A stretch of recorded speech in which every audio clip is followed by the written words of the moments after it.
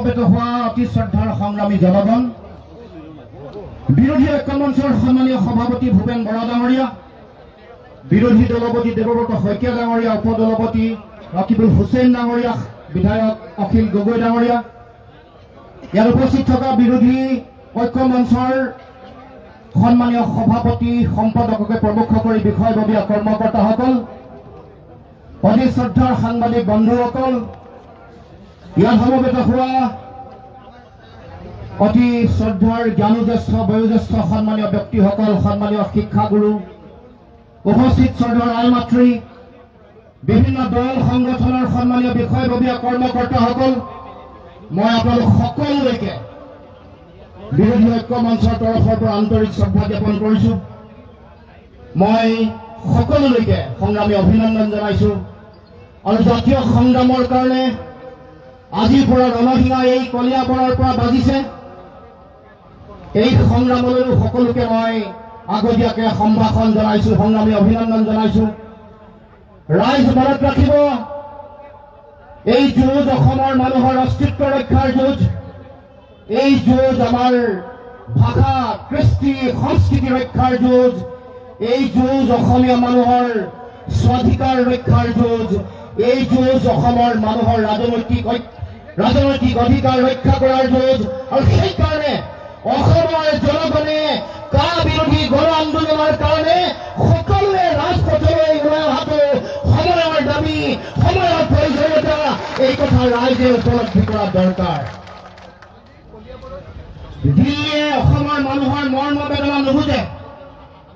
5জন মানুহে তেজ দিয়াৰ পাছতো দিল্লীয়ে উপলব্ধি নকৰিলে যে কাৰ প্ৰয়োগৰ ফলত অসমৰ মাটিলৈ কেনেকুৱা ভয়াৱহতা আহিব, জাতীয় কৃষ্টি সংস্কৃতিলৈ কেনেকুৱা ভয়াৱহতা আহিব, খিলঞ্জীয়া মানুহৰ মাটি ভেটি এইবোৰ কেনেকৈ অবৈধ বিদেশে লৈ যাব, এই কথা দিল্লীয়ে উপলব্ধি কৰা নাই, নৰেন্দ্ৰ মোদী ডাঙৰীয়ে উপলব্ধি কৰা নাই। 16 মে'ৰ পিছত বিদেশী টানি টোপোলা বান্ধি অসমৰ পৰা যাব লাগিব বুলি কোৱাৰ পাছত কা জাপি দি বাংলাদেশৰ পৰা বিদেশীয়ে টানি টোপোলা লৈ আহি অসমলৈ প্ৰৱেশ কৰাৰ বাট নৰেন্দ্ৰ মোদী ডাঙৰীয়াই মুকলি কৰি দিলে। এই কথা আমি সকলোৱে উপলব্ধি কৰিছো। গতিকে আজি এই সময়ত কা প্ৰয়োগ, কাখন ইতিমধ্যে আইনত পৰিণত হল, সকলোৱে জানে। বিভিন্ন সময়ত যেতিয়াই নিৰ্বাচন আহে, যিকেইখন ৰাজ্যত আটাইতকৈ কা জাপি দিয়াৰ ফলত সেই সমাজ বা সেই অঞ্চলৰ মানুহৰ প্ৰতি ভয়াৱহতা নামি আহিছে, সেই ৰাজ্যসমূহত নিৰ্বাচন অহাৰ লগে লগে বা বিভিন্ন ৰাজ্যৰ সময়ত তেওঁলোকে মেৰুকৰণৰ অস্ত্ৰ হিচাপে কাক ব্যৱহাৰ কৰি আহিছে। 24ৰ লোকসভা নিৰ্বাচন সমাগত। গতিকে এই নিৰ্বাচনৰ সময়ত তেওঁলোকে সকলো ধৰণৰ মানুহৰ মাজত ধৰ্মীয় মেৰুকৰণৰ ৰাজনীতি কৰাৰ সকলো অস্ত্ৰ শস্ত্ৰ প্ৰয়োগ কৰিছে। সকলো ধৰণৰ বিভিন্ন অস্ত্ৰ প্ৰয়োগ কৰি মানুহৰ মাজত মেৰুকৰণ, ধৰ্মীয় উন্মাদনা, বিভাজনৰ ৰাজনীতি কৰি ৰাজনৈতিক বৈতৰণি পাৰ হ'বৰ কাৰণে বিজেপিয়ে ৰাজনৈতিক মুনাফা পাৰ ল'বৰ কাৰণে তেওঁলোকে বিভিন্ন ধৰণৰ কাম কাজ কৰি আহিছে।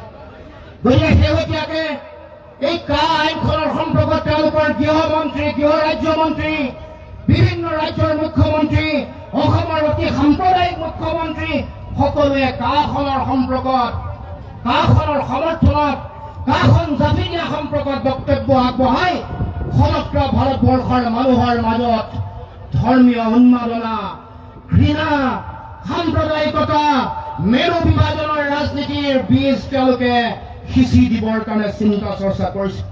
গতিকে ৰাইজে, অসমৰ ৰাইজে সৰ্বতোপ্ৰকাৰে এই চিন্তা, সেই পৰিকল্পনাক বাধা দিবৰ কাৰণে সকলোৱে সাজু হ'ব লাগিব।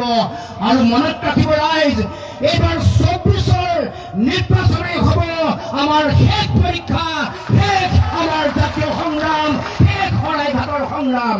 এই কথা সকলোৱে মনত ৰাখিব, সকলোৱে উপলব্ধি কৰা দৰকাৰ। আৰু সেইকাৰণে আজি এই সংগ্ৰাম আমি আৰম্ভ কৰিছো।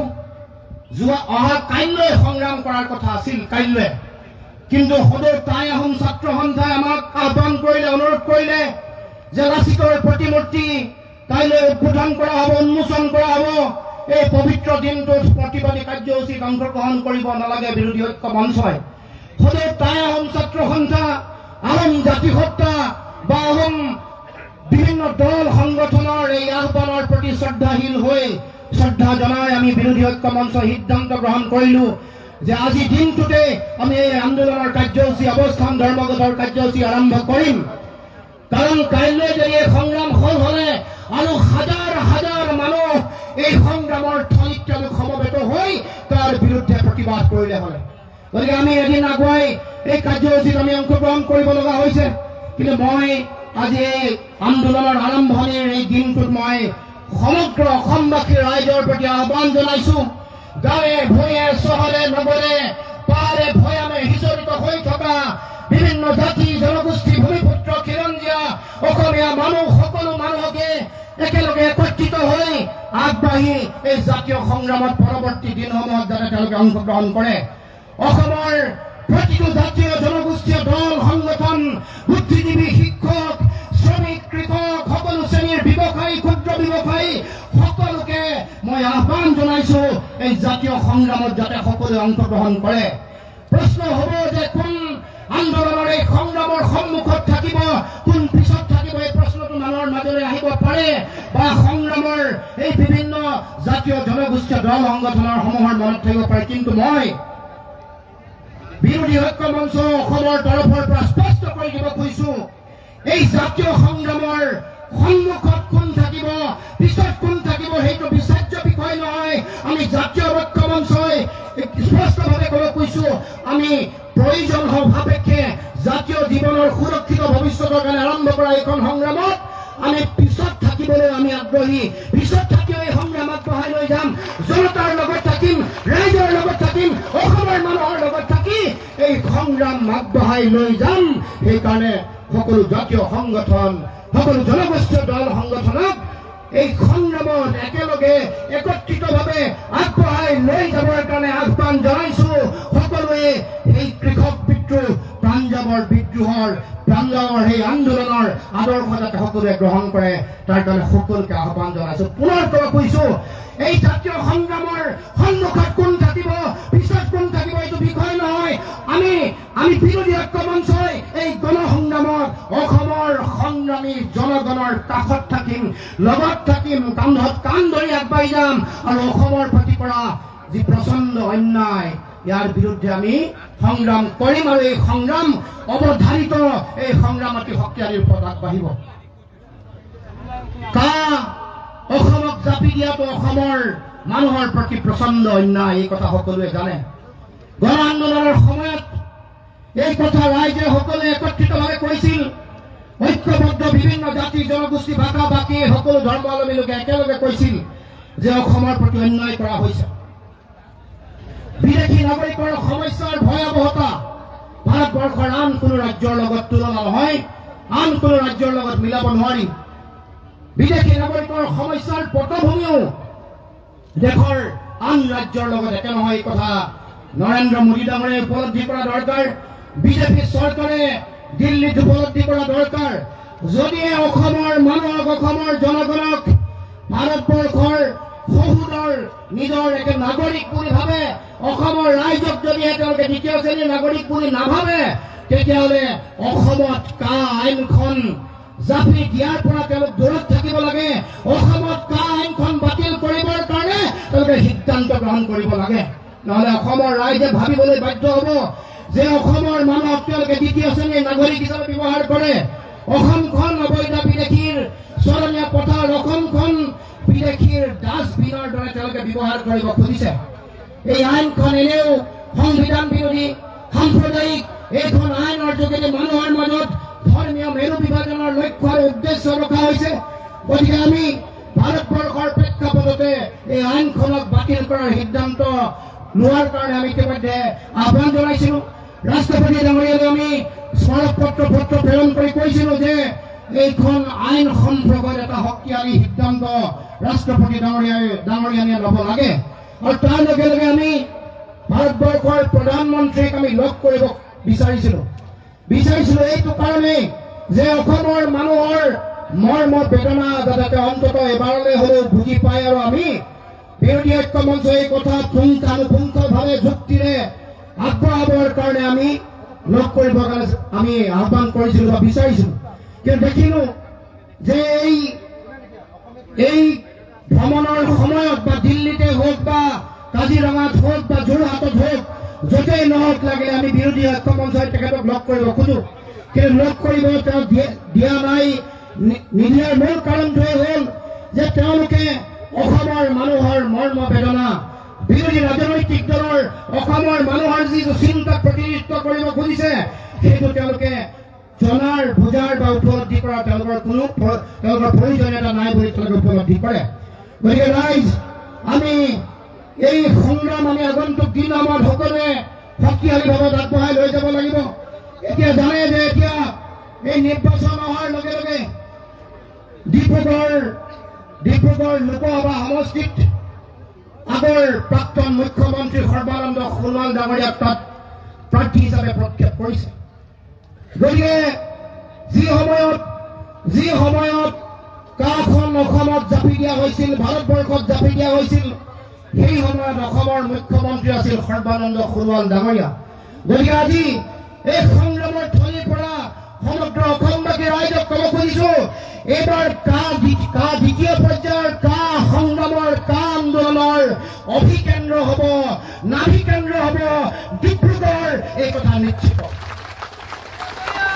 কাৰণ এইবাৰ এই সংগ্ৰামৰ সময়ত এইবাৰ নিৰ্বাচনৰ প্ৰতিটো সমষ্টিত কেৱল মাত্ৰ প্ৰাৰ্থীগৰাকীৰ লগতে তেওঁলোকে যুঁজ দিলে নহ'ব, তেওঁলোকে যুঁজ দিব লাগিব আন্দোলনৰ সময়ত যি 5 গৰাকী বীৰ শ্বহীদে মৃত্যুবৰণ কৰিছিল, সেই বীৰ শ্বহীদৰ পবিত্ৰ আত্মাৰ লগত প্ৰতিটো সমষ্টিত বিজেপি তেওঁলোকৰ মিত্ৰজোঁটৰ প্ৰাৰ্থীগৰাকীয়ে যুঁজিব লাগিব, তেওঁলোকৰ আত্মাৰ লগত যুঁজ দিব লাগিব। আৰু এইখন আইনখন জাপি দি অসম চুক্তি সম্পূৰ্ণৰূপে নচ্ছাত কৰিছে। অসম চুক্তিৰ 5 নম্বৰ দফা নচ্ছাত কৰি দিয়া হৈছে।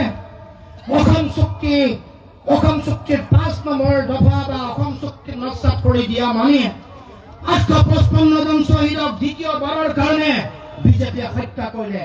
দ্বিতীয়বাৰৰ কাৰণে তেওঁলোকৰ যিটো আদৰ্শ, তেওঁলোকৰ এই বীৰ শ্বহীদসকলৰ যিটো চিন্তা, তেওঁলোকক দ্বিতীয়বাৰৰ বাবে নিষেধ কৰিলে। গতিকে এইবাৰ এই নিৰ্বাচনত 855 জন শ্বহীদৰ আত্মাৰ বিৰুদ্ধে তেওঁলোকে যুঁজ দিব লাগিব। কাৰণ অসম চুক্তি নচ্ছাত কৰি দিয়া হ'ল।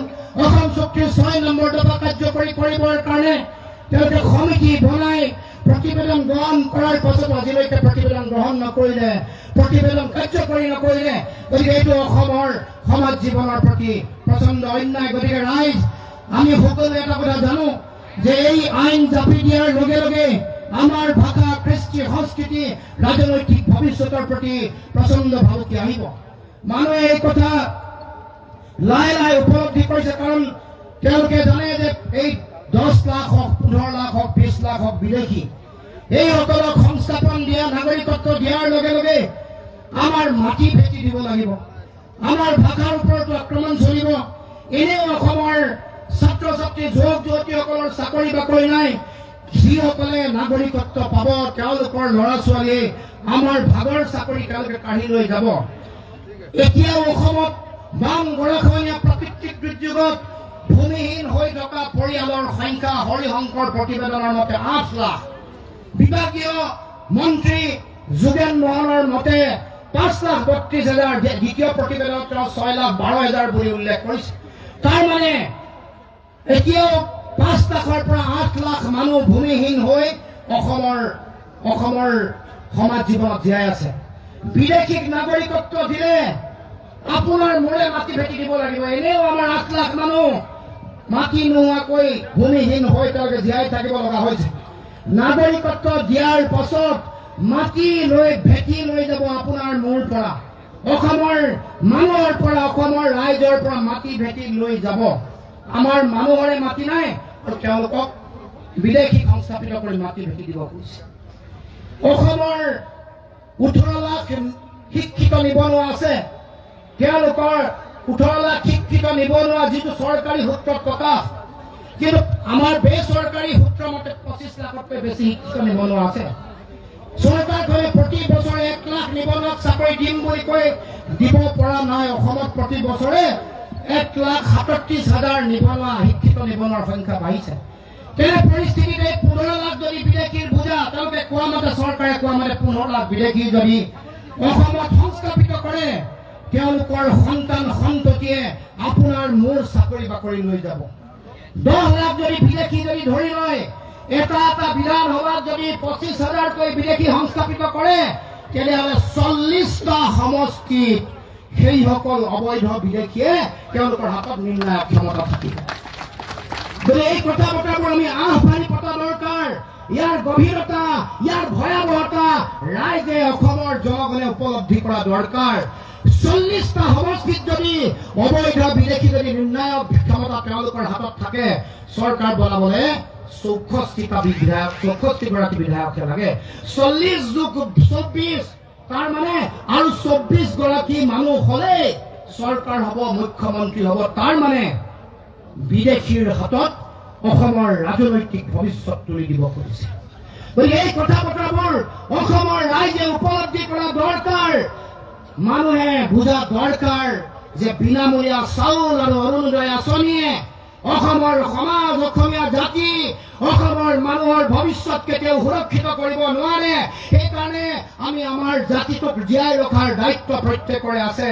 সময়ৰ আহ্বান, এইবাৰ যদি আমি সঠিক আৰু শুদ্ধ সিদ্ধান্ত গ্ৰহণ নকৰো, 24ৰ নিৰ্বাচনত যদি সঠিক শুদ্ধ সিদ্ধান্ত গ্ৰহণ নকৰো, আৰু ৰাইজে যদি জাতীয় সংগ্ৰামৰ কাৰণে আগবাঢ়ি নাহে, ঘৰত যদি নিহাৰি লৈ ঘৰৰ ভিতৰত যদি সোমাই থাকে, তেতিয়াহ'লে মই ভাবো যে আগন্তুক দিনসমূহত অসমৰ সমাজ জীৱনলৈ অধিক ভয়াৱহতা নামি আহিব।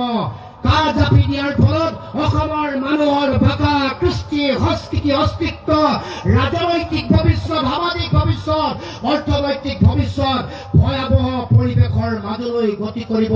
আৰু তেতিয়া অসমৰ সমাজ আমি কোনেও বচাই ৰাখিব নোৱাৰিম। আৰু আমি এই সময়ৰ প্ৰতিগৰাকী নাগৰিকে দেখা বন্ধুৱে যদি এই কথা উপলব্ধি নকৰে, ইতিহাসে কাকো ক্ষমা নকৰিব। এই প্ৰজন্মৰ মানুহে এই জাতীয় সংগ্ৰামত অংশগ্ৰহণ নকৰাৰ কাৰণে উত্তৰ পুৰুষে আমাকেই দুখ দিব, কব যে সেইসকল ব্যক্তিয়ে সংগ্ৰামত চামিল নোহোৱাৰ কাৰণে আজি জাতি সংকটত, জাতীয় সভ্যতা সংকটত, দেশ সংকটত, ভাষা, কৃষ্টি, সংস্কৃতি সংকটত পৰিছে। গতিকে আজি এই সংগ্ৰামৰ থলীৰ পৰা সমগ্ৰ অসমবাসী ৰাইজৰ প্ৰতি আহ্বান, এই জাতীয় সংকটৰ সন্ধিক্ষণত সকলো কথা প্ৰত্যেকেই উপলব্ধি কৰি সিদ্ধান্ত গ্ৰহণ কৰক।